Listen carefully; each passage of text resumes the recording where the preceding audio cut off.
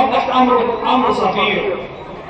انا كلفت بهذه المسؤوليه يوم 16/4/2011، ومن اولى المراكز اللي زرتها زرت قريه طبلوها في تلة، وتم افتتاح مسجد. ولو حد هنا من طبلوها هيقول لكم ان من اولى المراكز اللي انا زرتها كان قريه طبلوها في تلة. وجيت مركز تلة اكتر من 3-4 مرات قبل كده. زرت ميتا بالكوم، ورجعت بعد ميتا بالكوم لقيت الطريق بايظ، عملت اجتماع مع في الانتخابات. زرت ميتا بالكوم، رجعت بعد ميتا بالكوم. اولا يا جماعه علشان نبقى متفقين، انا ما عنديش حاجه خفيه.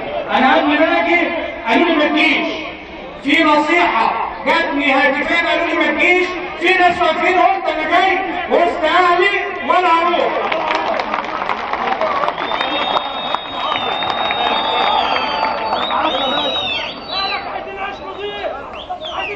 كل المشاكل دي اللي بيتكلم فيها الاخوه، والاخوه اللي بيرفعوا اليوفط اللي بيكلموا فيهم، انا عايز راجل من اللي قاعدين على اللي واقفين دول، لان انا شايف 4-5 هم اللي واقفين. عايز اللي عايز اكمل كمية ساعه عشان يسمع الناس دي.